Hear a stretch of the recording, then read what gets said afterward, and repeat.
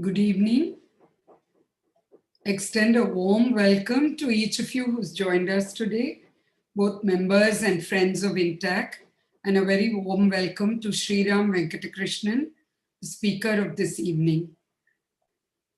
INTACH, an acronym for the Indian National Trust for Art and Cultural Heritage, was set up 36 long years ago in 1984 as a non-profit organization with a vision to spearhead heritage awareness and conservation in India and to protect India's vast, built, cultural, intangible, and natural heritage. At INTACH, our programs have been covering aspects of culture, arts, crafts, traditions, and local heritage. Today, we bring the spotlight on an aspect of Carnatic music.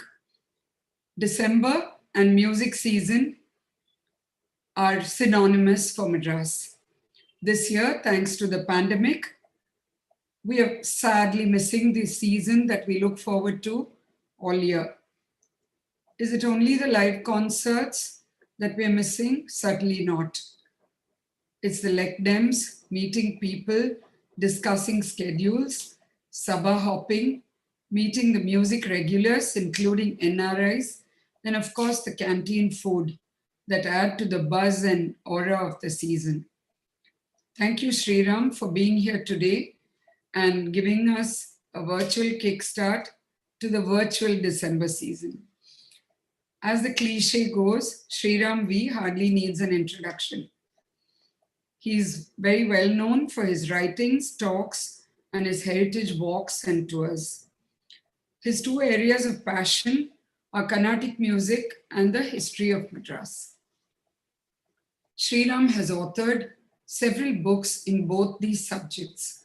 On music, he's written Carnatic Summer, Life of 20 Great Exponents, and Devadasi and the Saint, the life and times of Bangalore Nagaratnamma. He has also co-authored Fourscore and More, The History of the Music Academy Madras, and a biography of Shemangudi Srinivas Iyer. On the history of the city, he has written Historic Residences of Chennai and about the Fort St. George, as well as several corporate histories. He is the editor of Madras Musings, a city-centric fortnightly dedicated to history and heritage, launched initially by late Mr. S. Muttaya. Sriram is a regular columnist in The Hindu. The heritage walks and tours he conducts are popular and have drawn wide audiences. He was convener of INTACH Chennai chapter in 2012 and 2013. He is currently one of the secretaries of the Music Academy Madras, in which capacity he is the convener of its annual conference. Today, we are happy that Sriram is here to speak about an aspect of the history of Carnatic music, that is the search for a suitable concert venue. Over to Sriram. Welcome. Thank you, Sujata, for that introduction.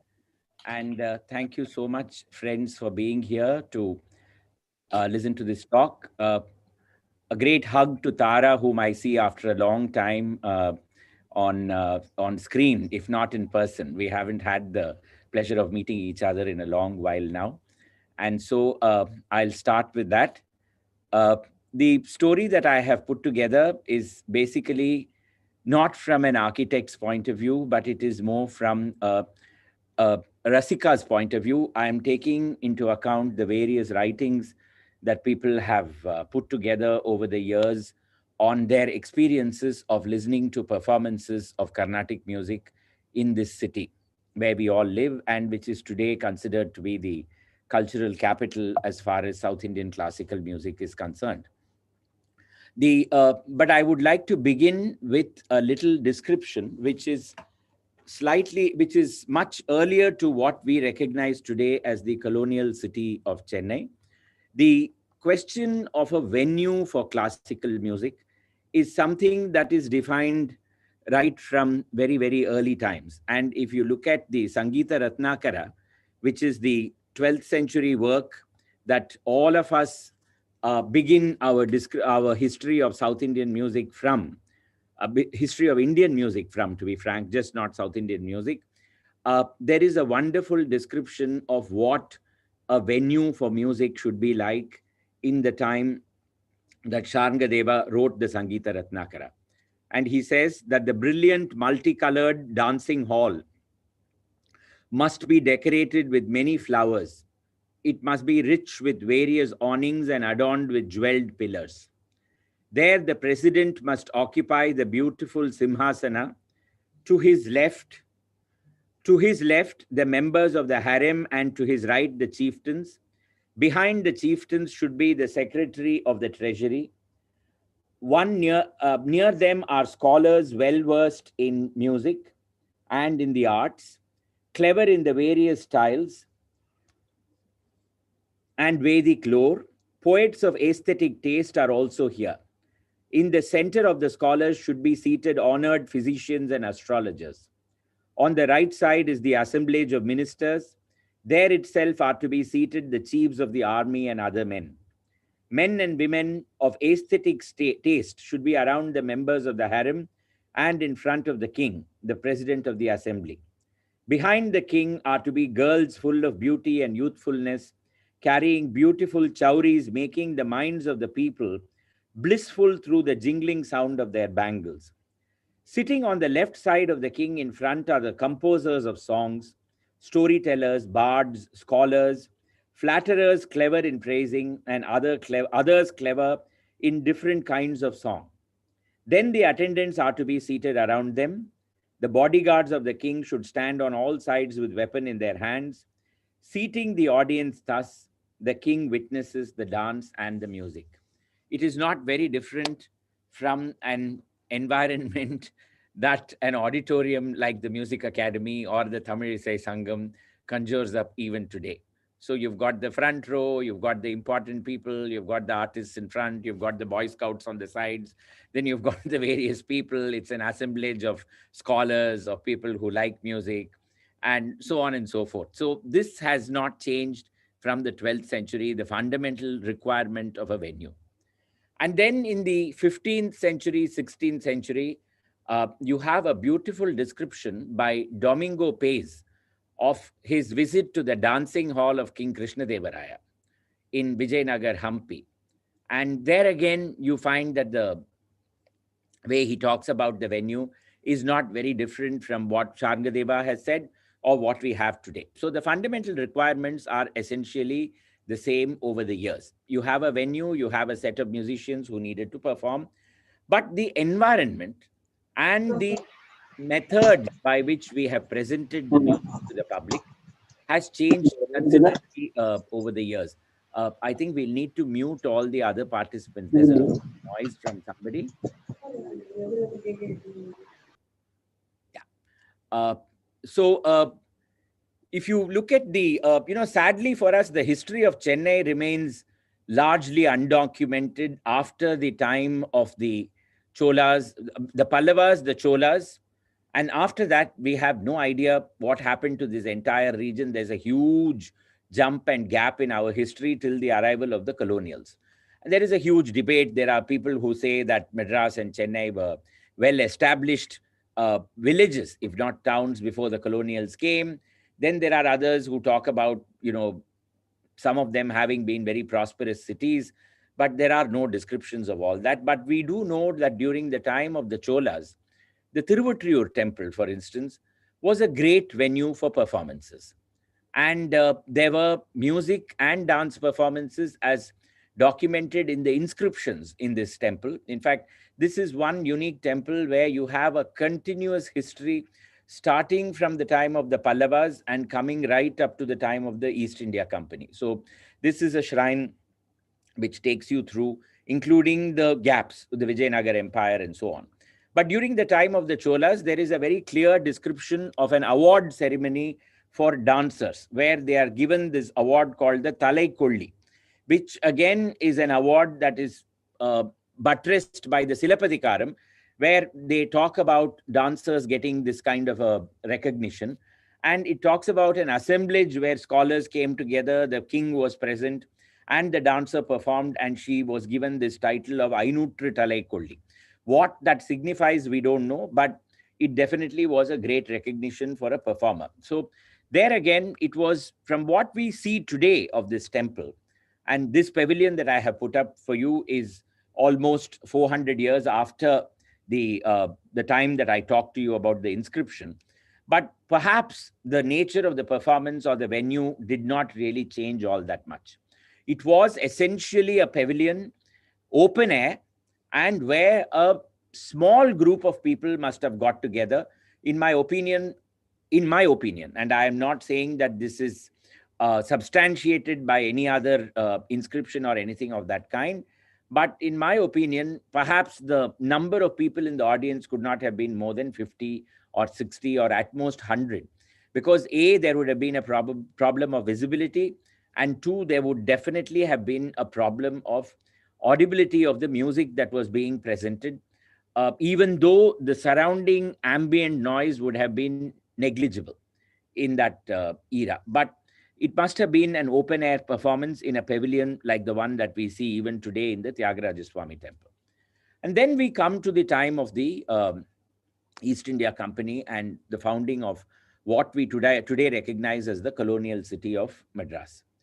And from the writings of the company, that is the company consultation records, more importantly, from the diary of the Dubash Anandarangam Pillai, who was living in Pondicherry and who's left behind a wonderful day-to-day account of his life in that city, we realize that music and dance was very much a part and parcel of daily activity as far as the company and the Dubashes were concerned. It was very important for musicians and dancers to accompany the retinue of principal residents of the city on certain occasions. And Anandarangam Pillai continuously refers to Melam, he refers to Devadasis, he refers to Padagars, and he says that whenever Duplay went out in procession for something, or whenever representatives of Chanda Sahib came, all of these people were present on those occasions. But when he talks about performances, he very rarely, in fact, he never mentions performance in an enclosed space. He always says that the music and the dance performance happened in the Totem. So he had a garden which was outside Pondicherry town, to which musicians and dancers would come, and that is where the performances would happen. In fact, he very clearly documents a, an opera or a champu which is composed on him, and that is staged in his presence and in the presence of his guests. That always happens in a Totem. So it happens in an open space where clearly it was a very enjoyable environment to be in when, you didn't have things like air conditioning and all that. It must have been a cool time of the evening with plenty of trees around. And that is when the performances happened. And once again, we mustn't forget that the ambient noise was negligible at that point, except when guns were booming out from the fort. And if you read Anandarangam Pillai, you realize that Duplay had guns booming out of the fort at every odd hour, whether it was to brush his teeth or to eat or whatever. All the time, Birangigal veditana, gundu potargal. This happens all the time. But I'm sure despite all that, it must have been a wonderful experience to have performances out in the open. Now, what of Madras? If you look at the manuscript of Sarvadeva Vilasa, which is a Sanskrit work of the late 18th, early 19th century, it talks about a set of Dubashes and the musicians and dancers in their retinue. It's basically structured as a conversation between two scholars who have come to the city, and they describe the city in terms of its prominent residents and in terms of the great scholars, musicians, dancers, and patrons who reside over here. And most of the soirees, when they happen in coconut groves or in gardens. There are hardly any references, in fact, to performances happening in an enclosed space. So it would appear that in the early years of Madras city, performances in the open, but in private gardens or in temples where once again there was plenty of natural air and wind, and the sound was just absorbed by the surroundings. That kind of an environment is where much of the performances happened. We also realized that the audiences were very, very small. They were not huge numbers. uh, Later descriptions would add exaggerations. So if you look at a 20th century Tamil work on what happened in the 19th century or the 18th century, they'll say, "பதினாயிரம் பேர்கள் உட்கார்ந்து கேட்டார்கள்." Now, if பதினாயிரம் பேர்கள், if they sat and listened, 10,000 people were able to listen to a music performance where there was no artificial amplification, how did they manage it? We have, it is not possible at all.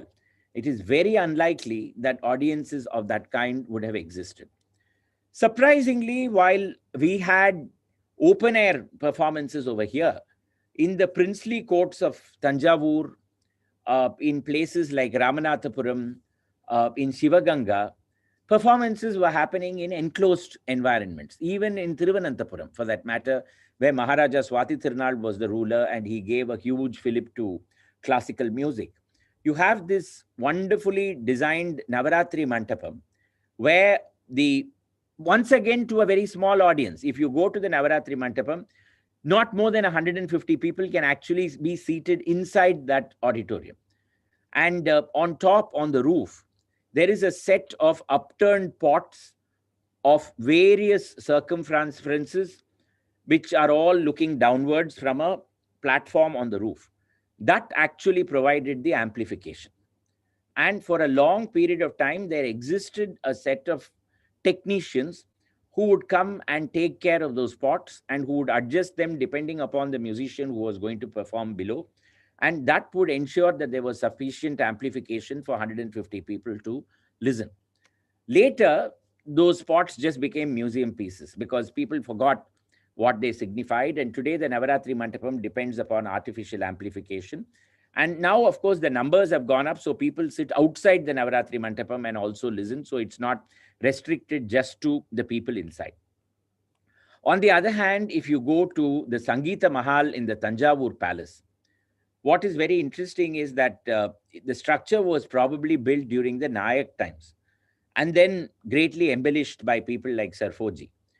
Now, Sarfoji himself was very open to European influences, but if the Nayaks gave the basic structure, then it would appear to indicate that in Tanjavur we had awareness of what it was to build a proper auditorium for music performances.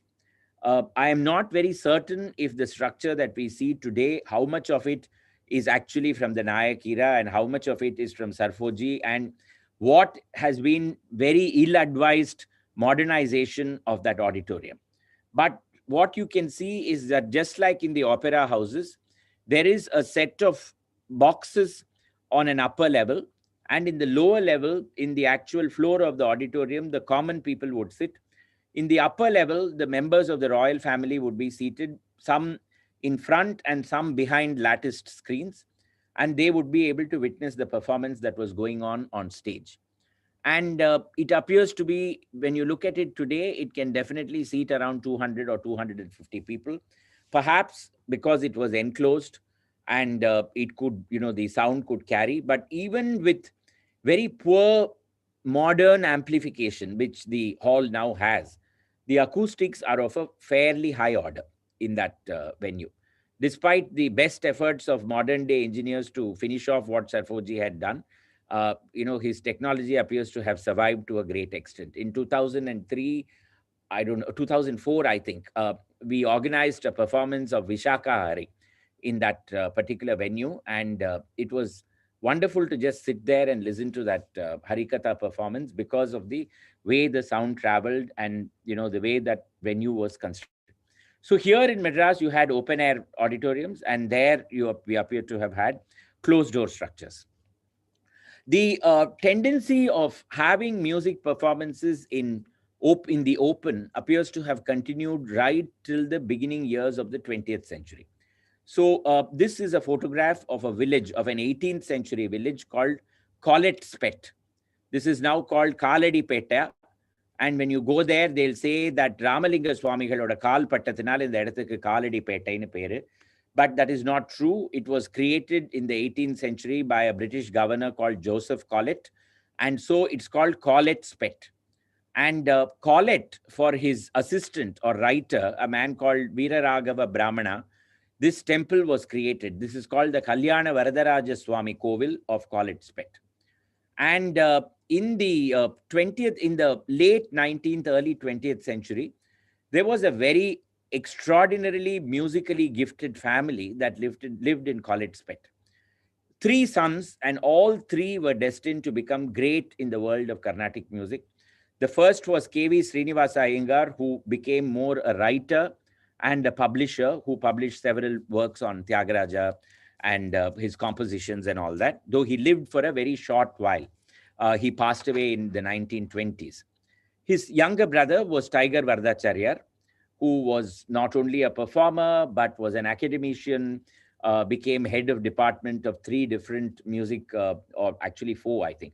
If you look at the Teachers College of Music, the Department of Music, University of Madras, the Annamalai University, and then Kalakshetra as well. So 4 different institutions. And his younger brother, who went by the name of Veena Krishnamacharya, who actually composed songs on this particular temple. They are called the Padmapuri Varada compositions. And Tiger has, in a radio talk given in the 1940s, left behind a beautiful description of the way Collett's Pet Temple served as a venue for the performing arts. He talks about Nagaswaram performances happening here.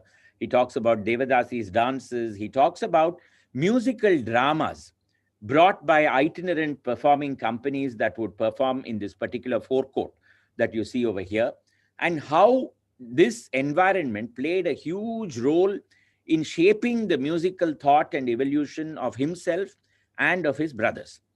Now, if Tiger's account is on one side, you also have another account written by Seshachalam Chetty of Curzon and Company. You all know, you must have all heard of Curzon and Company, the great furniture manufacturer makers.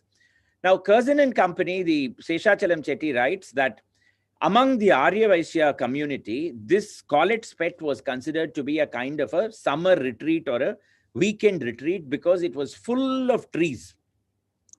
And they all built their weekend houses over here, and they used to come here, and they would bring musicians along with them, and Tiger's family also would be there to perform. So he says that amidst the swaying and the soughing of the trees all around, we used to listen to some wonderful music. So once again, as late as the early 20th century, you had a great environment in which music was being performed in the open. Today, if you go to this place, there are hardly any trees. And secondly, the only music you can hear is a house which says keyboard music lessons taught over here. That's it. Nobody knows anything about Tiger Vardacharya or Veena Krishnamacharya or K.V. Srinivasa Iyengar or about that wonderful Devadasi whom he describes called Kaipidikkum Rukku. Kaipidikirde is actually doing Abhinaya, that's all. So he says we had a Dasi in this temple called Kaipidikkum Rukku. And all the Arya Vaishya Chettis have sold their properties. They've all become streets. They've become houses. Just a warren of, residences, nothing more than that. And that musicality is completely lost from this environment. The Dubashas also appear to have, I should have mentioned, I did mention the Dubashas. So many of the Dubashas had townhouses, and they all had townhouses around Georgetown. So this is a photograph of Manali House, which is no longer in existence, now demolished. This is where the powerful Manali family lived, and just 2 streets away was the equally powerful Kovur family. And respectively, they hosted Muthuswami Dikshitar and Tyagaraja. And in both these houses, performances must have happened. Perhaps it was in this house that the violin was actually fine-tuned to become a part of Carnatic music tradition. This building is not there today. It's become a car parking facility and all that. But there is no denying that the city residences of the Dubashas must have also played a role in fostering music. But once again, if now this house doesn't exist, but Bandar Street Kovur house still stands. When you go there and you look at it, you find that there is no great performance space. So if at all performances must have happened, it must have been to an audience of 40 people or 30 people in a very intimate setting where people could have heard all the music that was being performed. And what is so interesting is one of the greatest musicians in Manali in Kovur Sundaresa Mudali's retinue was Veena Kuppayar, who was a disciple of Tyagaraja. He must have performed the veena very often. And the veena, even today, I hold, is a chamber music instrument. It does not lend itself to artificial amplifications, contact mics, and things like that. All of that destroys the real musical essence of the veena. And it must have been in very intimate settings that the music must have been um, heard and listened to by many people. The first public venue, an auditorium of any kind for music in Madras, is this building, which is the Pachayappa's Hall, built in the 1850s. And by the 1880s, it becomes home to a sabha called the Madras Jubilee Gayan Samaj, which probably is the first sabha for classical music. Once again, to an invited audience comprising Britishers, administrators, and Indian members of society, where a speech would be given by someone on what was being performed so that everybody could understand. And then musicians would sing or play an instrument. If you go there today, very high ceiling, windows that in that era must have been completely kept open at all points of time during the performance, and just an empty rectangular hall. That's all that there is to this. The floor is made of wood. It's of the finest Burma teak. And when you stand at the other end, and when you say something, it is very clear that the person even standing on the veranda can hear what you're saying, provided there are no buses and cars honking and going around on the main road. In the 1870s, that must have definitely been the environment over here. And it must have been very easy to have had, you can imagine music performances, speeches being given. In fact, this was the meeting place for much of what went on in Madras city before the arrival of, the Victoria Public Hall. But it is very interesting that, we see that this venue, which was meant for a school, becomes a venue for music performances, because it kind of sets the trend. Thereafter, for a long period of time, music is performed in school classrooms. And so you look at this very poor photograph. This is a photograph of the Tondai Mandalam Tuluva Vellalar School in Georgetown.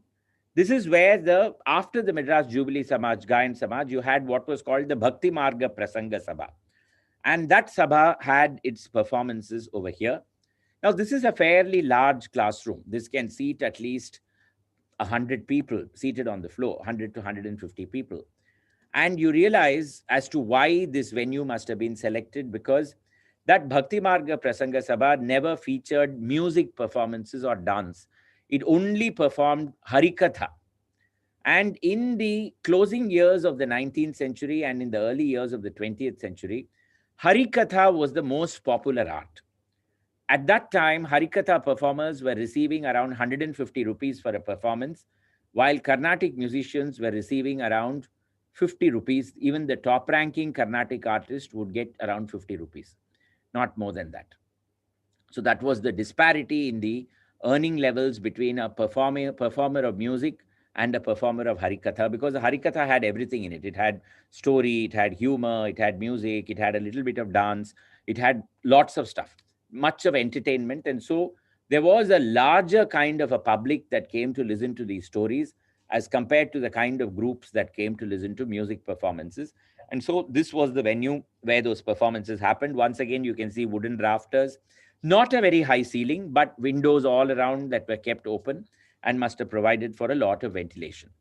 The Hindu high school, which is in Triplicane, yet another venue, classrooms right around. And the classroom on the top floor was where the Parthasarathi Swami Sabha had its performances for a long time.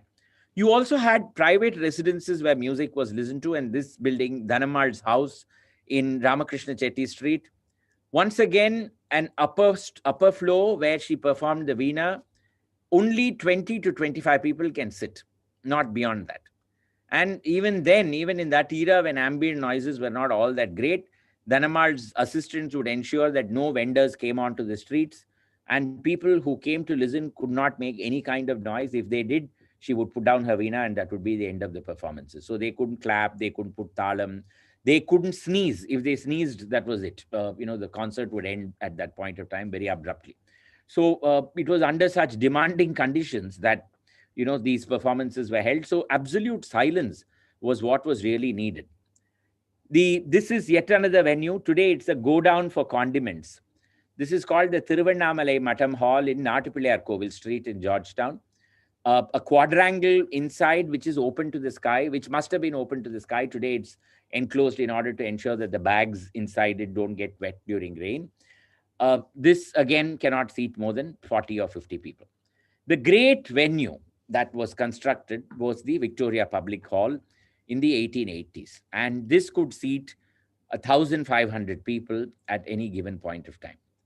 Strangely enough, in its entire history between 1887 and 2020, not one Carnatic music performance has ever happened in this venue.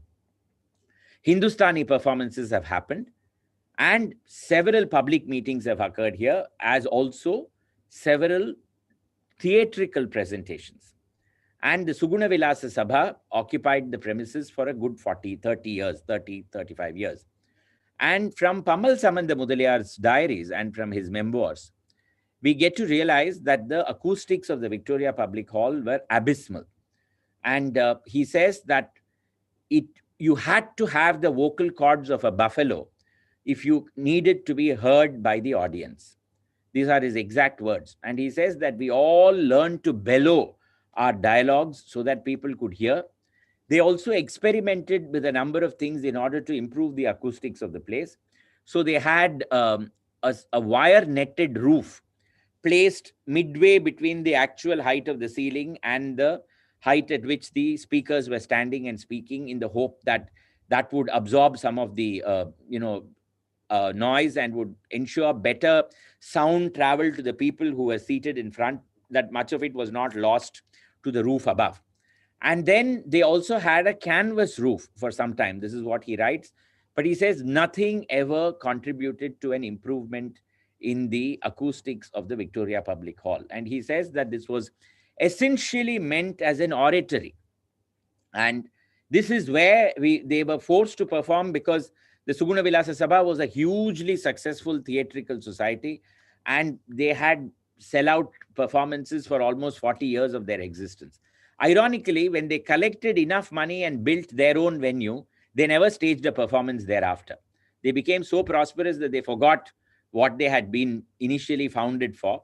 But the years that they were in this lousy hall or in this venue with poor acoustics, that was their heyday, when audiences came and listened to them. It's a wonder as to how the Hindustani performances happened over here, because they happened in the pre-artificial amplification era. The loudspeakers and the mics had not come when people like Calcutta Goharjan and all came here and performed. So we have no idea as to how they managed it and what was the reaction of the audience, how they struggled to listen to the performer. The museum theatre, for the same reason, appears to have been completely shunned by classical musicians. And even when the All India Congress session happened in 1927 with a music conference in parallel, it was only the lectures that happened in the museum theatre. The concerts actually happened in an open pandal in the spur tank area. So it would appear that musicians and audiences preferred an open setting for performances, and it was only speeches that were meant to be held in a closed door venue like the museum theatre. Now, by this time, it was all very well to have managed with small venues where, 30 people could sit, 40 people could sit. But there was an external phenomenon, or a technological innovation, so to speak, which was now bringing a lot more people to listen to Carnatic music performances. Between 1905 and 1925 or so, Harikatha gradually began to drop in terms of its popularity, though the decline had just begun. It wasn't perceptible at that time. The actual collapse of Harikatha would happen only in the 1950s. But even then, Carnatic music had begun to get more popular because of the gramophone industry. Beginning with 1905, sound engineers from the gramophone and typewriter company were coming regularly to India. They were conducting what were known as recording tours. They would go and meet various artists, and then they would get them to perform. All these recordings happened initially in Bangalore because they believed that the climate in Bangalore was far more suited for recording than what it was in Madras. And when it happened in Madras, it happened in the hotel in which the sound engineer would be staying. So a room would be converted into a makeshift studio with minimum, with canvas netting on all sides to ensure that external noises didn't come in. And then the musician would be invited to come in and perform. By the 1930s, you had recording studios like this one. This is demolished. This used to be at the end of Mount Road and in near where the film chamber exists today. And this building was where HMV conducted most of its recordings later, including M.S. Subbulakshmi's famous Vishnu Sahasranamam, the Venkateshwara Suprabhatam, all that happened here. Not far from here was Saraswati Stores, which is where AVM had its recording orchestra. And a short distance away from there, you had P.R. and Sons, who had their recording orchestra. They were also into gramophone records. So between 1905 and 1925, 1930, the voices of our South Indian artists were being heard everywhere. And that resulted in a huge popularity for their performances because audiences wanted to come and listen live to the songs that had become famous over the gramophone. And that resulted in requirements for venues of 400, 500 people, and so on and so forth. And the old classrooms and schoolrooms couldn't really manage all that. Yet, the small venues continued for a long time. So you had the Saundarya Mahal in Govindapanayakan Street, which existed almost till the 1950s as a music venue, as a place where theatre was performed, public events were held, as a Kalyana Mandapam. The Kalyana Mandapam is really the bane of the Carnatic music world. And even today, for some strange reason, there appears to be a feeling that any Kalyana Mandapam will do as a Carnatic music venue also. That curse must have started from Saundarya Mahal, and it must have carried onwards, and it has continued till this date. But more on that towards the end of the presentation. The first, after the Victoria Public Hall, which, as I said, was not really meant for music performances, the first venue where around 1,000 people could sit and listen to performances was the Gokhale Hall on Armenian Street. The ground floor could seat 750 people. The first floor could seat 750 people. The first floor audiences would not have a clear view of the stage because they would be seated on a long, same level veranda, flat veranda. And so the men behind or the women behind would have no idea of who was performing on stage. They would only be able to listen to the music. There is a dome on top of the Gokhale Hall, and that added to all the woes of a general performing musician. And so the acoustics initially were not all that great. Yet we have hugely exaggerated accounts of people like Chembai Vaidyanatha Bhagavatar performing here in 1914. And I can tell you that this is what research teaches you. When I wrote my book, Carnatic Summer, I believed that full account and I reproduced it in full in my book. It was only 10 years later that I realized that all that was written was clearly a falsehood, because it says that that so much of crowd came that there was pressure to open the doors of this venue, and then the doors were opened and people sat on the road and listened. Without mics, without speakers, I have no idea what the man on the street, on Armenian Street, would have heard of what was going on inside Gokhale Hall, even though surrounding noises would have been very low in 1914, 1915. But by the 1930s, with artificial amplification having come in, Gokhale Hall was the venue for the performing arts for a very long time. If Gokhale Hall was the venue for big performances, small sabhas needed a venue even then. And they all took to the Young Men's Christian Association, which had several meeting rooms. And at one point of time in the 1920s, as many as 15 sabhas were operating simultaneously with the Young Men's Christian Association as their address. These were all fly-by-nights. They must have existed for 1 year, 6 months, 2 years at most, and things like that. But they all used this as their venue. And of course, they must not have had their performances on the same day. But this was the place where a lot of Carnatic music was heard in a small room called the Mukkunahi Hall, which again can seat just around 40 people with reasonable acoustics in it. You can see this cartoon, which was printed in 1931, just before the arrival of artificial amplification. So it's a very basic venue. As you can see, there is a naked bulb which is providing the illumination on top.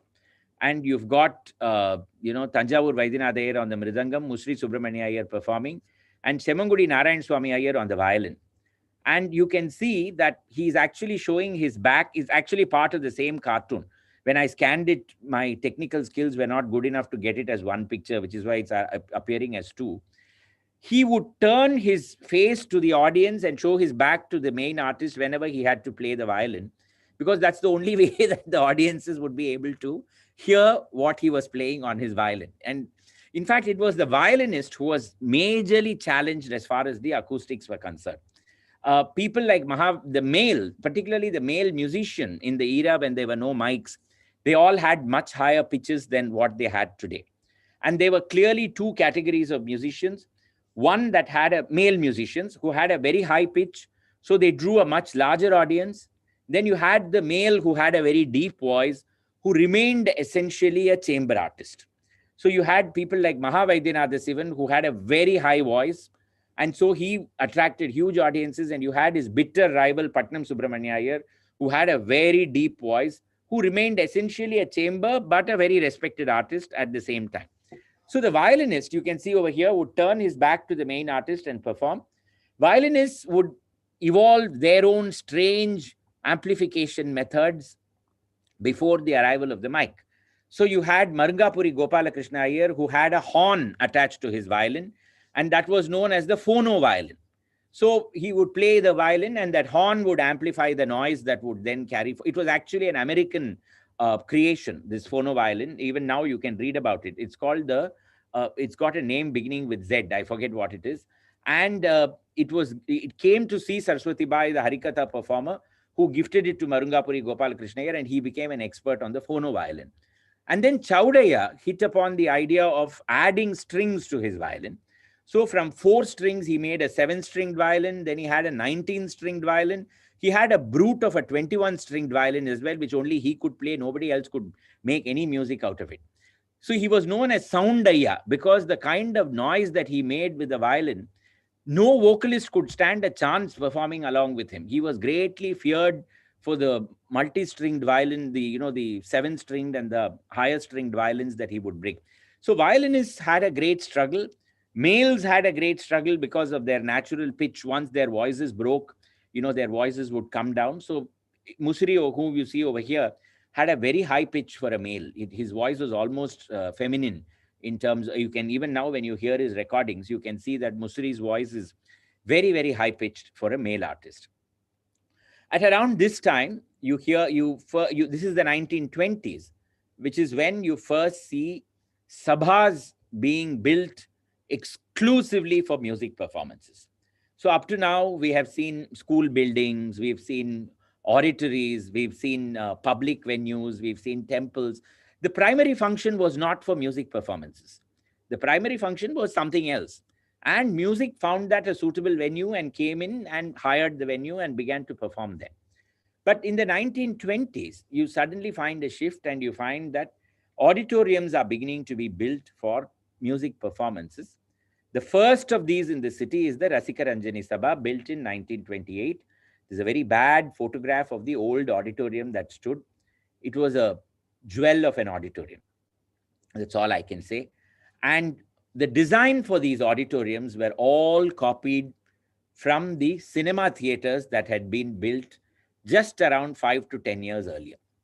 Or just around at that time, the cinema theaters were continuing to be built. So I have put over here a photograph of the Philatelic Bureau building on Mount Road, which was the electric theater built in 1913. And you can see over here that it's got a sloping roof.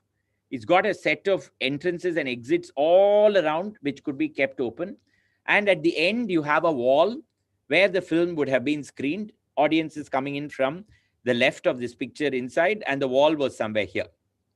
Essentially, a number of cinema theaters would copy this design of the electric theater. You remember, I don't know how many of you remember the Crown Theater, which used to be at the end of Mint Street.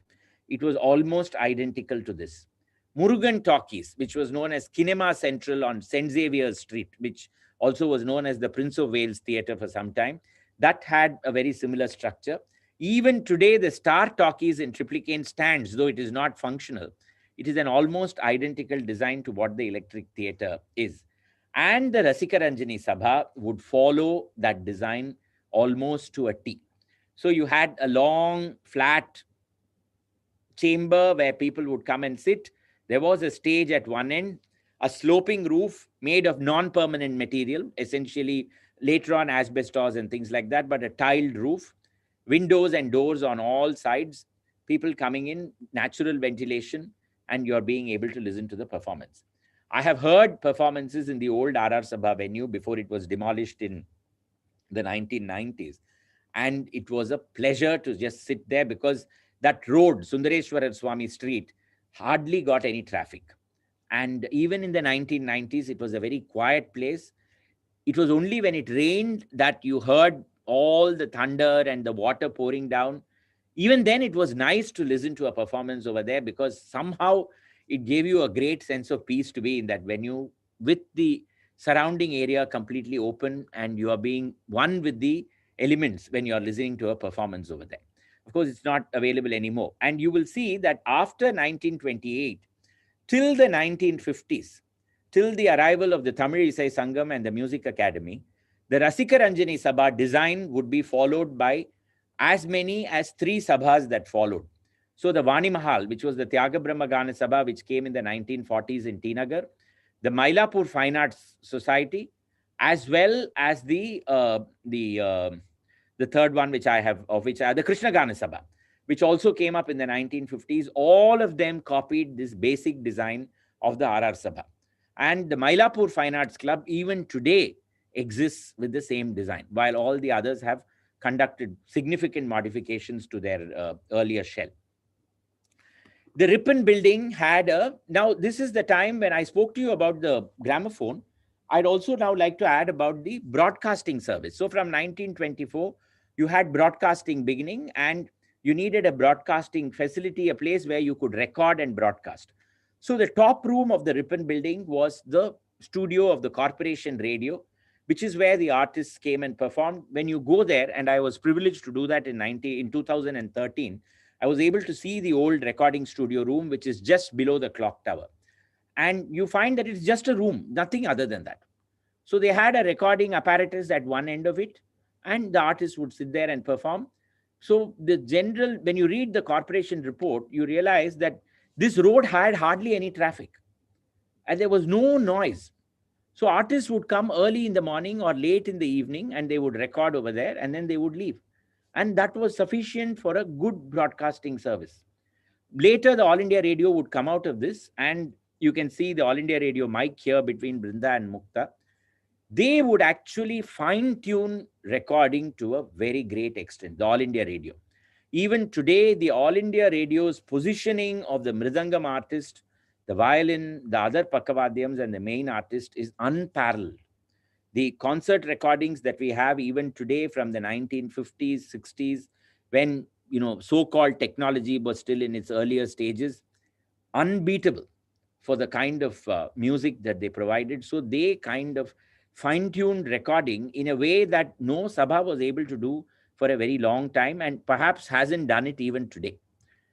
The Music Academy, of course, was born at around this time, but I'm going to fast forward this to just tell you that the history of the Music Academy is also the same history that we have followed up to now.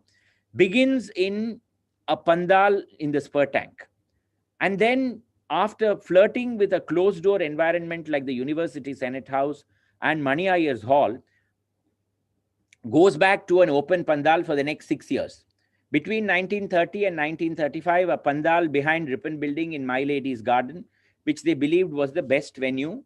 And then even later in 1936, 1937, even in a place like General Patters Road, at a special pandal, General Patters Road opposite Congress House.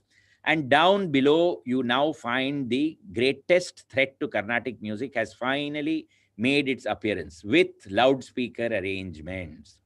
Till now, nobody has spoken about loudspeakers, but from the 1930s onwards, even the great Veena Dhanam, who demanded absolute silence, descended to the level where she came and performed with an advertisement that said special loudspeaker arrangements will be made available to listen to Veena Dhanam's Veena.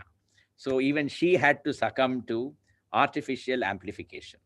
And after that, we have fought an increasingly losing battle with amplification. Today, the artist's idea of amplification is one thing.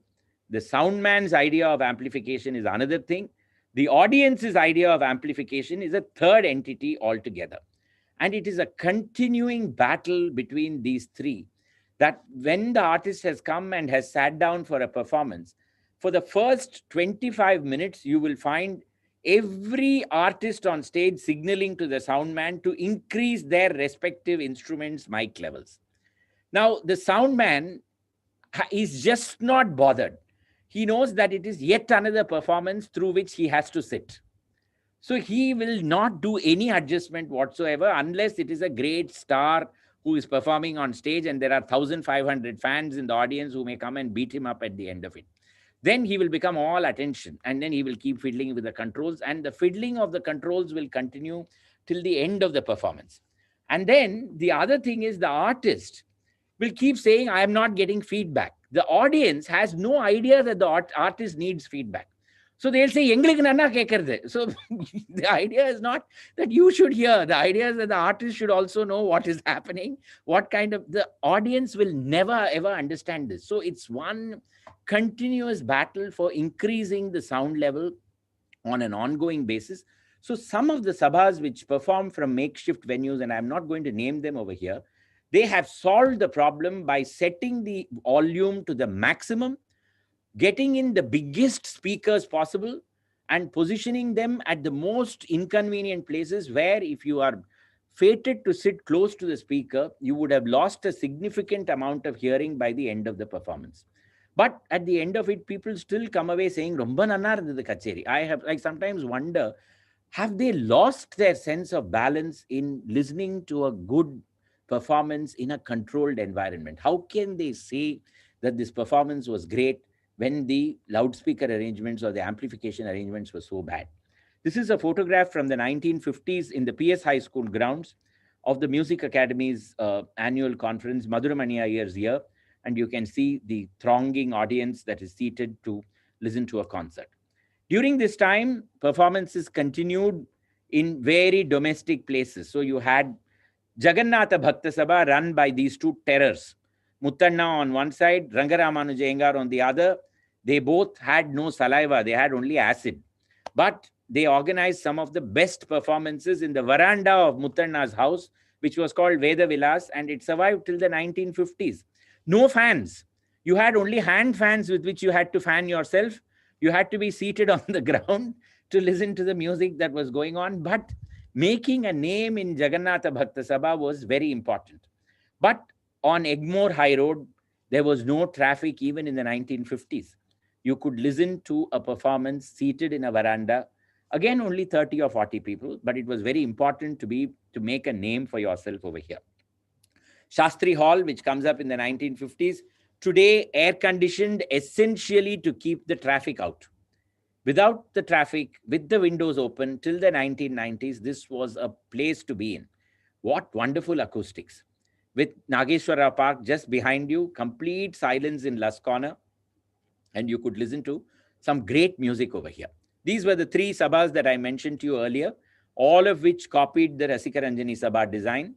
And you can see the Mylapore Fine Arts Club, though it's changed a little, it's essentially remained the way it is even today. The Tamil Isai Sangam is the one that makes the first break with this traditional designs. Even though at its core, it's a rectangular arrangement, which can with no balcony. At one level, it's a rectangular arrangement with a stage.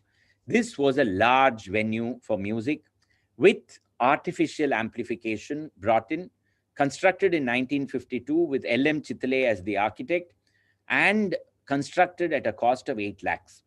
The the land was given on a 50-year lease by the Corporation of Madras. Even today, it exists on a lease, which has been renewed repeatedly. Now, the Music Academy at that time detested the Tamil Isai Sangam.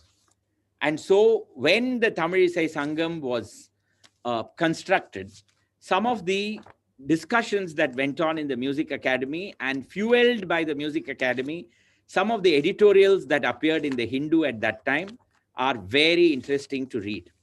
So the Hindu talks about, just in 1945, it's no coincidence that this happens, that this article comes in 1945, because that's when the foundation stone for the Tamil Isai Sangam's auditorium has just been laid. The plans have been made public. And the Hindu says that a vast music hall with a surging undertone of casual conversation, punctuations of applause, and the clamorous distortion of the microphone provides the worst possible setting for Carnatic music, which is more of a chamber art. So Music Academy delighted with this kind of a comment coming from the Hindu. And immediately in the academy, the discussion is, oh, when we build our auditorium, it will be in a natural setting, no mics, no artificial amplification. We will have doors and windows open. So they buy this property called Sweet Home. And you can see what Sweet Home was inside before it was demolished. Just look at this. Louvered doors. So you can actually open those louvers and, those slats. And you can ensure that you get air coming in. And it had a vast garden surrounding it on Radhakrishnan Sale. This is the main performance space of the old house, the upper floor, the main performance space. And this is where chamber concerts and music teaching would happen. So it had no fans apparently till the building was brought down. And it was only the sea breeze from Marina that actually provided the cooling for this place. And this is where the academy never conducted its season over here, but this is where its concerts would be held on a regular basis throughout the year. And the upper floor on which you see these people seated, originally it was a wooden floor which had to be later replaced apparently. And you see them seated on a replaced concrete floor. But originally it was a wooden floor that I think the wood had worn out or whatever it was, and it had to be replaced. But this is how the old building was. And then they decided to bring it down. This is the plan that comes from the architects G.M. Bhuta and Sons, based out of Bombay. And these were, as the eminent architect P.T. Krishnan said last week when he was recorded on the Music Academy, he said Bhuta was very influenced by Le Corbusier. And so it makes complete use of the style of Le Corbusier in building the auditorium. And once again, I'm quoting P.T. Krishnan when he says that the bell-shaped design of the Music Academy made for a very good design as far as music performances were concerned. Now, what is very interesting is that when the Music Academy was being built, and this is an institution of which we have very interesting records of how it was designed. And so the engineer writes, this is what he writes. As the hall is designed specifically for the playing and the hearing of music, the audience has been brought into as close a proximity with the performer as possible. This resulted in the plan being of a wide fan shape. The rear aisle of the balcony, less than 80 feet from the stage, is about 144 feet wide. The auditorium will seat around 1,800 persons, 700 in the ground floor, and the rest in the balcony. The proscenium opening of the stage is 60 feet into 20 feet, wide enough to enable the audience in the remotest corner of the balcony to have an undistracted view of the performance at a comfortable angle. In front of the stage, provision for an orchestra pit has been made with a facility for closing it when not required. That was never closed. It finally became the press pit. And it is known among the press persons as Kashmir because that is where the air conditioning would be at its most powerful. And generally, if you sat there, you were frozen to death. Of course, the architect and the engineer Tambaya says over here that it will seat 1,800 people. Eventually, it would seat 1,500, and today it seats 1,350. But the top aisle from which you get an undistracted view of the stage, you have to be really agile and physically fit in order to climb up to that top. And you should not have any fear of heights when you look down at the stage from there. So some elderly people I know have named it Kishkinda, because you have to be of that species if you have to enjoy music performances. So the academy spans Kashmir to Kishkinda at two different levels. But the story of the amplification, it'll be a fully equipped stage with a revolving platform for drama recitals. That never happened. The revolving platform would not become a reality. But finally, when the hall was ready for inauguration, that is when they discover that all this story about natural amplification is going to be a complete failure, because there is a dreadful echo in the music academy. And finally, sacking is placed on all the walls to absorb the echo in 1962. Then the engineers from the National Physical Laboratory, Delhi, are brought in, and they do a complete study. And finally, the Hindu, which wrote about the Tamil Isai Sangam, has to eat crow. And in 1964, the Hindu has to write high quality stereophonic sound system designed as to make the microphones and the loudspeakers inconspicuous in appearance and imperceptible in sound, both to the performers and to the audience. So finally, that marks the Music Academy as it was constructed. After that, the next big construction, I'm coming to the end of my presentation, is the Narada Gana Sabha, which goes back to the box arrangement of the Tamil Isai Sangam. It's a similar design to what we have over there. We have had some very nice small settings over the years. So one of my favorites is the Ragasudha Hall, built by Krishnan, who is no more today. But he was a man with a passion for sound. And so he created this beautiful little space, which he designed himself. And he was into civil construction. He was a contractor. He knew building. And therefore, he designed it. And it even today remains a very affordable venue for smaller music performances. The fact is, you can design a building. You can say that it is best at the time of building. But over a period of time, the best of designs fall behind times. And that is what was discovered in the Music Academy as well in the last 10 years or so, when sound engineers were called in, because we had a resident ghost in the Music Academy. Every time the Mridangam artist would play the Taniyavartanam on stage, there would be a ghost at the back end which would continue repeating whatever he said. And audiences caught in the middle would actually be hearing two Mridangams, one in front of them, one at the back. And this was the beginning of a problem. And to solve that, we called in experts. And finally, they said that the Academy auditorium is now full of dead spots because of various renovations and restorations and all kinds of things that have gone on over a period of time. Last year, the entire paneling and the cladding of the walls was stripped down, and completely new acoustic design was created to ensure that the Academy went back to being true to being a great musical venue. And so today, it does have great acoustics. That ghost has finally been buried. It doesn't make its appearance any longer, but it had a run of the place for as long as 15 years or so. And fans have gone, and the side walls have all been specially contoured. Every inch of the side walls have now been contoured to make for better acoustics. So continuous investment in a venue is very, very important, which is quite forgotten. And let's not forget it, many sabhas don't have the means for doing it also. It's not a hugely profit-making activity that they can spend a lot of money in improving their venues. You have some wonderful small chamber venues like the Artery, which is in Balaji Nagar, singer Saumya's residence, which is now run as a facility for chamber music performances. Sitting here and listening to music is just wonderful.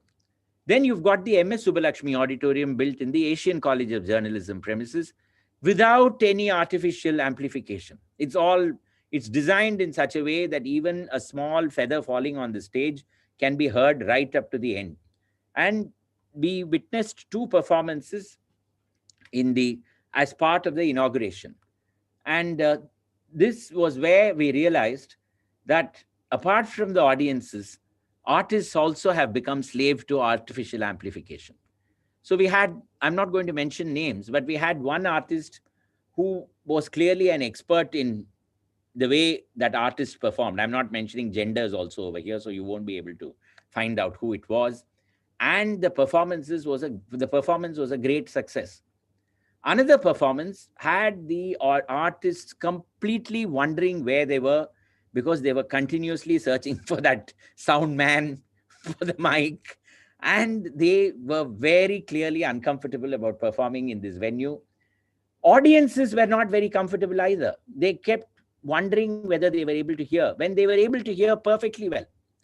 So it's more a question of corrupting of the listening faculty of the audiences and the ability of the artist to throw his or her voice to ensure that the audiences are able to hear. So we have one of the best facilities, probably the only one of its kind in South India, or perhaps in the whole of India. I think Tara will be able to correct me on that, where you don't have any artificial amplification at all, and you can listen to some of the best performances. Strangely enough, the college doesn't let it out, and we have no performances over here. After those two inaugural concerts, I don't know whether we've had anything. So this is where I'm going to leave you. So we have had a long history from the time when we started with concerts in the open, and then making do with what we got as an enclosed area, which was school buildings, auditoriums, any location that would suit a music performance. Sometimes they think that just an empty hall with a stage at the end would do. Even now that feeling persists.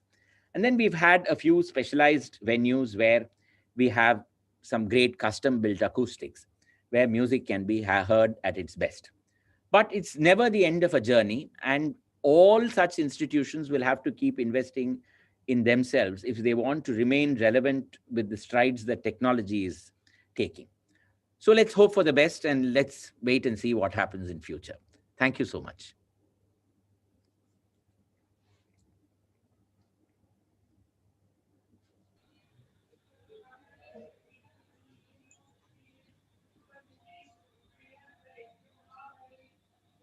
Thank you for the wonderful talk, sir.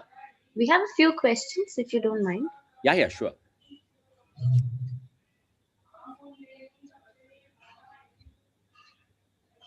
So somebody asks, how about the playground of PS High School? Once again, it was that thatched enclosure that I showed you, that photograph of a Madhuramani Iyer performance. That was taken in the PS High School playground only. So it is an open venue with a pandal. That's about it. Nothing beyond that. So I couldn't take you through all the locations of the Music Academy, because that is quite a history by itself. Starting from 1928, coming up to 1962, when they move into this present location. PS High School ground is one of the many venues. Question from Mr. Pavitran. Do we have any records of yesteryear musicians' preference for venue or acoustics? I have generally noticed that they never ever spoke about their preference for a location or acoustics. In fact, the only record, very interestingly, is of M.S. Subbulakshmi, who rarely ever spoke about such things. The T.T. Krishnamachari writes a beautiful account of, in the 1940s, after independence, Subbulakshmi visits Delhi, and TTK takes her to Parliament House on an off day and shows her the Lok Sabha chamber, the Rajya Sabha, the central hall. And I believe she told him, Mama, inge or kacheri padina evlo nanna irukum. So I think, that is the only comment I have ever heard or read where a musician expresses a certain preference or a certain delight in a well-constructed venue where, they would like to perform. Otherwise, they rarely ever spoke about it. Mr. Ashwin Bhandarkar asks, when was the first ticketed concert of Carnatic music held? Who were the artists? I think, and Mahavaidyanath Sivan, but he refused to allow the concert to be ticketed. And he then performed for free in the Parthasarathi Swami temple. But after that, tickets have been sold. So from the 1890s, we have had, certainly remember, theatre was ticketed even before this. And Hindustani performances in Madras were also ticketed from the early 1900s. So even prior to a formal sale of tickets, we did have a system of collection. So a plate would be circulated among the audience, and people would place whatever they could afford, and that money would be given to the artist. Even today, many people come without any money to concert performances. They'll get down from their swanky cars and come in and say, Patruba Potrakan ticket again, and they'll get back into their cars and go home. So there is a feeling even now that Carnatic music concert should be given free, and the audience, the artist must live on pure air and nothing else. So that I think goes back to those days when people, expected someone else to bear the burden of hosting the Carnatic artist. This is a question from V.V. Ramanan. Were the music conferences always held at the end of the year, or have they been held in the summer months as well? 1930 was the only time when the conference was held in summer. March, April, it was held for 3 days, which is why today, when you look at the Music Academy's history, this is the 94th annual concert series. Academy itself is only 93 years old. That's because 1 year in 1930, there were 2 conferences, one in March and the other in December. And after that, they decided that December would be the season. Thereafter, all other sabhas followed suit. And so it has never changed.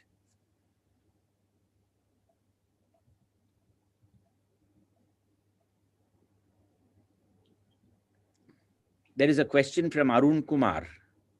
During Nayak Maratha period, whether women were permitted to sit? Never. Even as late as the 1940s or 50s, as long as the Pandal system existed in the Music Academy, a rope would be drawn separating the men from the women.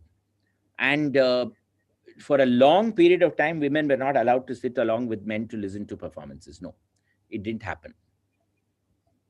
The next question is, what about the Kalakshetra venues? How do you rate them? I would rate it very, very highly. I would say that it's one of the best venues, except for the Mosquito, which comes along with the same number as the audience and troubles you no end.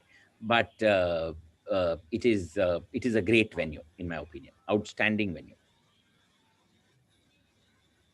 Mr. Ramagopalan says, few words on Bharatiya Vidya Bhavan and why it does not ticket few performances. Bharatiya Vidya Bhavan, as per its mandate, cannot ticket any performance. It is written in the charter of the Bharatiya Vidya Bhavan that it is meant for performances to be provided free for the spread of Indian culture. So they never ever sell tickets for any of the. They may release their hall out to some other agency, but even then, I think even those cannot have tickets sold for a performance in Bharatiya Vidya Bhavan. I think Mr. Ramswamy may be able to correct me on that, but this is the. It is not supposed to sell tickets. Sir, we're just going to take one question from the YouTube listeners. Yeah. Mr. Venkateshwar Rao asks, do you think the Egmore Museum Theatre meets the demands of acoustics for a music performance? I am not an expert at it. I don't know. But all I can say is that I have attended 2 or 3 theatrical performances with a lot of music in them in the Egmore Museum Theatre, and I found them to be quite good. So I think today, with the technology that we have, I think even the museum theatre would be a good venue for music performances. The next question is from Ananta Krishnan. How has the evolution of the scene and setting of a music presentation affected the music presented? I don't know if the setting has affected the music in any way, but audience tastes have definitely affected the music. The shortening of the concert duration, the reduction in the time spent on the Ragam Tanam Pallavi, the increase in the variety of songs that need to be presented. This is a century-old phenomenon, and it continues to evolve. For instance, even in our lifetime, we have witnessed the complete death of the Padam. Nobody sings a Padam anymore, whereas still 30 years ago, it was a very you did have people singing Padams in the second half of the concert. Today, we talk about the Padam, but how many? I have probably heard 2 Padams in my whole life of 54 years up to now. And that is from a recording of Brinda and Mukta. I have never heard Padams being performed live. So when we read about it, we realize that in the last 50 years, genres have vanished. And perhaps more will go this way. And now the wretched COVID has given rise to, you must remember that every person who listens to Carnatic music has two professions.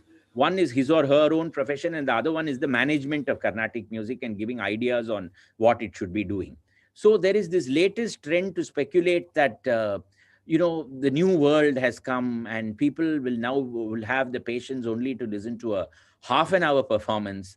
And in a 2.5 hour performance, you should now have 5 artists presenting. I shudder to think of such things. I mean, that is not Carnatic music. That is just singing. That's it. Whereas a classical art requires time for presenting its various features if you want to get a holistic idea of what that art is all about.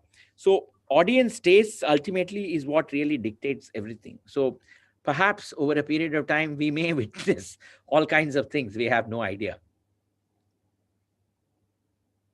Next question is from Mr. Ashwin. Isn't MADRAS innovating with regard to venues there is like no holding doubt. concerts in theaters, etc.? But at the end of the day, while I really commend what Mahesh is doing in terms of his innovations in terms of venues, it is what amplification is. It is audiences brought in to listen in a certain setting, which is very similar to what it is in an auditorium. And over a period of time, he has done some in the open, but he has faced huge challenges in featuring concerts in the open because of the ambient noise and the lack of such places in a city like this. So he has gone back to holding it in various places like theaters and all that. It is an experimentation in venue, and we must see what happens in a long period. But it is a very commendable initiative, in my opinion. Mr. Vaidyanathan asks, is there a venue similar to Indian Museum in Kolkata in Chennai? I am not. The museum theatre as an adjunct to the government museum in Egmore is what was meant as an equivalent to the performing space in the Indian Museum in Calcutta. So perhaps so that is what it was supposed to be, but it hasn't really fulfilled that purpose. So this question is from Shivapriya Krishnan viewing on YouTube. Mm-hmm. What's your view on the Madras University Senate Auditorium? Beautiful as a building. It's a real treat, an absolute horror as a music venue. And I am not the only person to say this. Professor Sambamurthy has also said this. So I bow to what he has said, and I have also had occasion to witness a couple of events in the Senate House. It is absolutely useless as far as a music venue is concerned. And even in the 1940s, when the academy operated from there for 3 years, the president, K.V. Krishnaswamy Iyer, was hard put to ensure that there was proper acoustics for people to be able to listen to music. And again, this whole treatment of sackcloth being put on the windows and all that. And that is how it was improved upon. And they conducted it there. But it's not a great place. Ms. Vidya Nagarajan asks, what is your view on this virtual music season this year? Do you think it's a good platform which would be embraced by our sabhas in the years to come?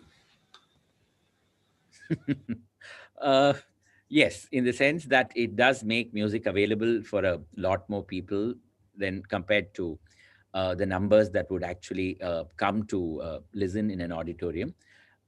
It has its drawbacks. In the sense that does the audience have the discipline of sitting and watching a performance for 2 to 2.5 hours without answering the doorbell, giving instructions to the cook, without husband walking bare-bodied behind when the concert is going on, or suddenly coming along saying "Thunde engarku, mug engarku," etc., etc. These are all. It requires a lot of audience discipline, and let's not forget that Carnatic, this is my view, and I'm willing to be beaten up for it. Carnatic music thrives on a reasonable amount of audience indiscipline. So even in a concert, artists themselves are very comfortable with people speaking on cell phones, walking up and down, opening the door at any given point of time, coming in, waving to people. I always believe that the Music Academy's VIP entrance is the point from which all indiscipline begins. You will come late to a performance, you will open the door and stand there for a minute looking at everybody so that everybody will turn in that direction to look at you walking in. Then having ensured that everybody has looked, You will then slowly walk down the place and then get into your seat, which somebody else has reserved for you 45 minutes earlier. And the Boy Scout is giving dirty looks continuously. So this indiscipline should not be carried to great heights when a virtual performance happens. And I also live in mortal fear of the time when the numbers of people watching it virtually will exceed the number that comes to the auditorium, A. B, the demand of the virtual audience to shorten the duration of the concert. Today, as it is, the Carnatic music concert is on a very thin wicket at 2 hours and 2.5 hours. Now, the general feeling is that we shouldn't have more than 1 hour or 90 minutes. What will happen to the Tanyavartanam? What will happen to the Upapakavadyam? These are all questions that we need to ponder about. What will happen to the Pallavi? Will it vanish over a period of time because of the demand that the music should be shortened in duration? So this is something, so it's a blessing. It's also a curse in many ways. I'll be happiest when everybody gets back to the auditorium. Mr. Shankaran asks, can you talk about Bhajana Mandapams too? A very large and long topic. Without Bhajana Mandapams, there would not have been any Carnatic music. When I put this presentation together, I debated long and hard within myself as to what I should do, whether I should bring in the topic of Bhajana Mandapams or not. But the history and the evolution of Bhajana Mandapams in Madras it really requires somebody to do a PhD thesis one day. The number of, I spoke about these semi-open venues. So Bhajana Mandapams were classic examples of that. They generally existed around temple areas. So you find a lot of them in Porchavakam, in Georgetown, in Triplicane, you have plenty, where even today audiences meet for bhajans. But they are not venues where today Carnatic music performances are held. Once again, I go back to Tiger's radio talk, where he talks about Bhajana Mandapams in Mint Street, where every Sunday artists would meet at 4 o'clock. And artists like him went essentially because singing to the accompaniment of the rhythm that is provided for a bhajan is a very, very tough task. And that trains the musician it grounds the musician in a very sound discipline as far as rhythm was concerned. I went and identified that Bhajana Mandapam also and shed tears when I saw its present condition. And I couldn't believe that this is where Tiger, Tachur brothers, Argi and Ambi Pillai had all come every Sunday for several years and performed. It was very sad to go to that particular location. What about Lady Andal Auditorium, asks Ishwar. I thought of including it, then I realized no Carnatic music has ever happened over there. So I decided it's an excellent auditorium, there's no doubt. But I think it's in Egmore, which, we South Madras types don't recognize as a Carnatic music center. So. Mr. Pavitran asks, how about concerts on the beach, pre and post independence? Not heard of any. On a lighter note, has any artist walked out complaining of acoustics affecting his or her performances? Veena Dhanamar has done it in 1936 in the Music Academy. Somebody wore squeaking rubber slippers apparently and came in. And so she put down her veena and she was blind and demanded that people help her, and she walked out of the performance and said she wasn't coming back. So I like her. I mean, you need guts to be an artist of that kind. So she did it. Did artists' Shruti change on a wide and generalized way with the arrival of microphones? The male voice particularly went down in pitch, and it became very comfortable for musicians to sing with the arrival of the microphone. An artist like Semangudi, for instance, who perhaps, in my opinion, was perhaps the greatest Carnatic music artist ever, he could not have survived in an era when there was no amplification. Though it did amplify the faults in his voice as well, there is no doubt about it. His blowing of his nose and then making all kinds of guttural noises, his taking in deep gusts of breath when he would sing, but all that added to the drama. But his voice was of such a low pitch that he couldn't have managed. He had essentially a weak voice, but what a sensation he became. That's more because of the amplification that happened. Mr. Raghu asks, have we had artists refusing to sing in any venue? The whole history of Carnatic music in Chennai is of artists refusing to sing in particular venues. So every year we have had somebody fighting with some location and not wanting to go there. You start with Mahavaidyanath Sivan and come right up to 2020 without names being mentioned. I can name at least 3 from the current generation. It's only a story of people falling foul, artists and organizers falling foul of each other and refusing to host or to perform in a particular venue. So lots. Mr. Anirudh Swaminathan has 2 questions. The first one being, do we see any innovative ideas for venues being borrowed from other Indian cities like Bombay or Calcutta or abroad? I would say that I don't know if we need to look at a different city, but there's a lot of innovation that's been going on. For instance, I think Tara is probably the best person who can talk about how this mic-free auditorium really came about in the Asian College of Journalism. In my opinion, that is perhaps the greatest innovation that has happened in our city in the last 50 or 60 years. Let's see, more than that, because mics came in 1932. And if after that we have been able to break free of the tyranny of that and produce an auditorium which can actually sustain a music performance without mics, I mean, that is perhaps one of the greatest innovations. We spoke about Mahesh and his MADRAS, which is a continuous quest for an innovative location where music can be performed, or later, I'm sure, dance as well. So I think innovation will continue to happen. Question number 2 is, did requirements of dance or theatre play a role in the evolution of Carnatic music venues? I would say that it was the other way around. It was when music moved into a particular place. See, dance became public, so to speak, much after music. So it was only from 1933 onwards that dance actually got onto a platform to an invited audience, and not to a religious or a patron's venue. So dance just followed music wherever it went. Theater has had a much longer and a much richer history, I must say. And theater, even today, it is only now in the last 40 years or something that we have had theaters, of 50 years maybe, theaters coming to venues where music is performed. Initially, theaters had their own locations. The two did not really meet. For instance, we read a lot about open air theaters in places like Georgetown, Mutyalpet, then where the High Court building stands today.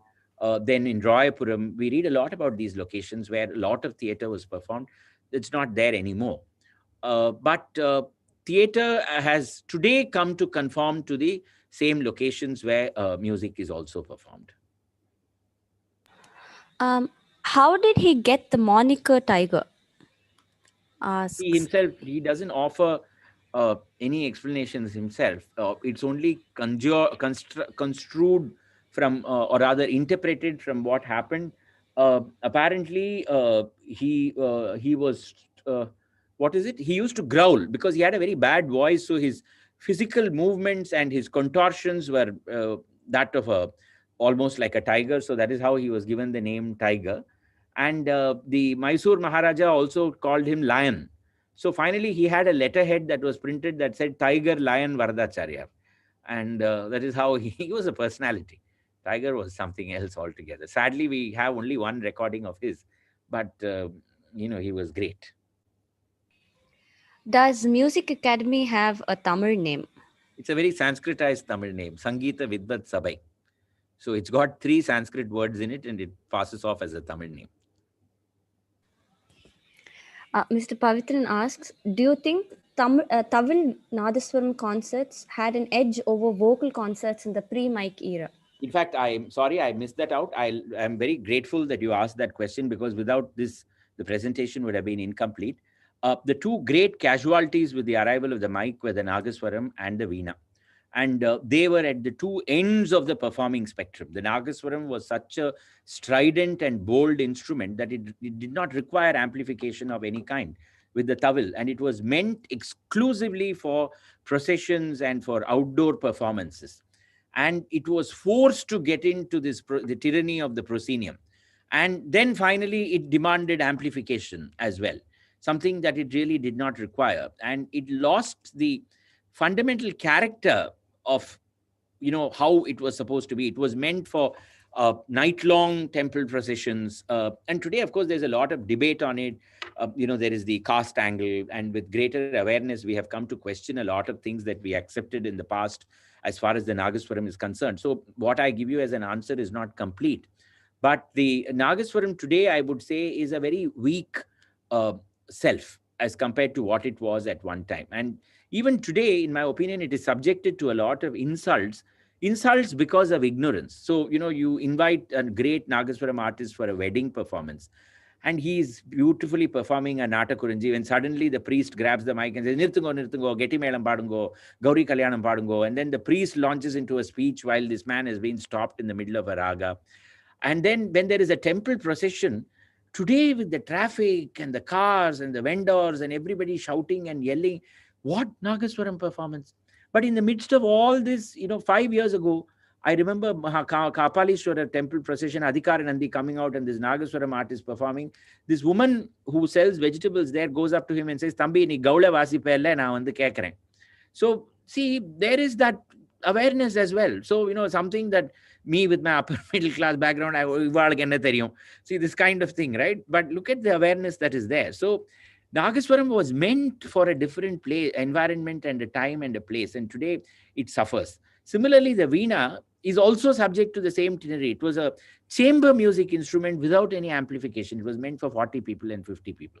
So today you have contact mics, you have these huge speakers that go along with it. And finally, what they belt out of the Veena, I don't think was meant to be ever produced on the Veena. Of course, it's a versatile instrument. There is no doubt about it.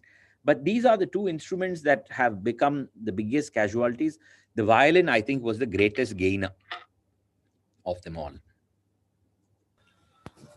Before we take one more question from the chat box, there is a question from a YouTube viewer. I used to hear Parveen Sultana in the 1970s in Chennai quite often. Is there a different kind of demand for Hindustani music at venues? I don't know if there is a great demand for Hindustani music any longer in Chennai. I think, see, classical music itself is on a diminishing scale, let us say. I mean, audiences have only reduced over the years, though a very heartening factor is that youngsters today appear to be coming back in greater numbers to listen to classical music than what they were doing in the 1980s. But Hindustani music today, I would say, has a very, very restricted audience. And even if you feature a great star in the music academy, you find that hardly a few rows get filled when that performance happens. So I would say that the requirement is not the same, but yes, I think the number of people willing to appreciate Hindustani has come down even more. I'm told by Hindustani musicians that the number of people appreciating Hindustani music worldwide has also come down much more than what they see in the world of Carnatic music. In fact, some of them tell me that your world is thriving. Your people go all over the world. They give so many concerts. Then you've got this December festival. Right through the year, you have something. They say that there is nothing like this in Hindustani music. So there is probably, it is probably on a, at a greater level of decline than what Carnatic music is today. Do all Sangeeta Kalanidhis get honorary life membership of the Academy? Yes, Ramanan, they do. They do get honorary life membership of the Music Academy, minus voting rights. And why Poochi for Srinivas Iyengar? There again, three reasons. One is that he used to apply Chandanam on himself, so Pooch became Poochi. Then he was very mischievous as a child, so he was continuously moving around, so Poochi. Then they say that he was so faithful to the pitch that, like the bee, the drone of the bee, he never wavered from his pitch, so he was called Poochi Iyengar. So there are three explanations given. The last question is, what's your take on Carnatic music in the IIT campus under MADRAS? The open air theatre humorously does not have as much mosquitoes as Kalakshetra. I have sadly not heard a performance there, though I have come to IIT Madras for that beautiful small auditorium that you have. I don't remember its name. That is a great venue in which I have heard performances. I have not heard. I have not come to this open air venue in the in IIT, so I don't know about it. The Central Lecture Theatre. That is the one where I have attended concerts. I like that place very much. But interestingly, the music college, Brodie's Castle, has an open air theatre inside its campus, a huge one. It's almost like a Roman Colosseum kind of thing. And it's never used. I wonder why. Because that place is so beautiful. It's full of trees and there is no surrounding noise of any kind. You can have a wonderful performance over there, but it's not used. I think we are so used to a closed door venue. Thank you, sir. That was one of the last questions. We now open the floor out. So if anybody is willing to ask a question, you may please unmute yourself and ask your questions.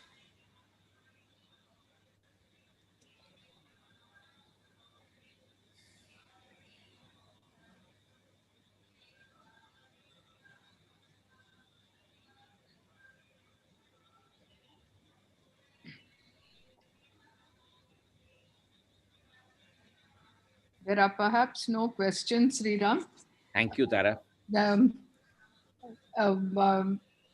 I just want to, there is nothing further to add to this extremely, what should I say, well-researched and as always in an entertaining format that only you can present and keep audiences, riveted to their seats. But I was nostalgic about Rasika Ranjani Sabha for two reasons. Because that was the place to go to when I was a child of 9, 10, whatever it is. And one event that comes, I remember, is Bala Saraswati dancing there. And I had an aunt who used to live with us. And perhaps she was not the, what should I say? I would have never considered her as being sensitive to art. But I still remember when Bala Saraswati danced Krishnani Begane then, my aunt had tears coming out of her eyes. So irrespective of the lighting, I remember the colored lights that were used there and how lights used to be switched on and off between items. But there was something about that place that really moved people, and it was nice to hear you also, sort of say that. And the second thing, of course, was the little tuck shop there used to sell the best badam and cashew and this thing, which was available only there. So that was one thing. But the other thing was, not many years ago, maybe about 10 years, 12 years ago, Lal Gudi was performing on 1st of January in Mylapore Fine Arts Club.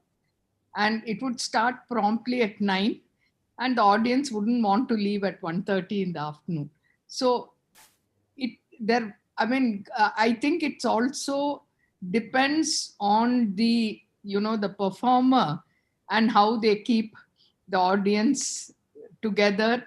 And so I think it really it said a lot about the performer and also the accompanists of the performer.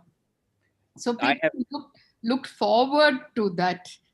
I agree, because I would say that Sanjay Subramaniam now performs on the 1st of January at 2nd of January at Brahmagana Sabha each year, and that again is now a concert that appears to have any end, because it starts at 10 and then goes on, and there are audience responses and requests and things like that, and the concert just keeps going. So even in our time, yes, there are people artists who are able to gather that kind of respect. Yeah. and appreciation. Yeah. Anyway, I think it's 8:10, Sriram. I want to thank you for Thank a lovely evening, and while it is still virtual, I think you've brought all these venues close to us and made them vivid, and made us all, at least some of us oldies, remember those times, and how nice those places were. And the most important thing, of course, was the noise-free atmosphere of the streets. So thank you very Thank much. you. Hope you. we hear you again, and all the very best. Thank you. Thank you. Thank you. Thank you, Sriram. Bye, Sujata. Thank you, everyone. Bye, bye, bye. Ayyappa.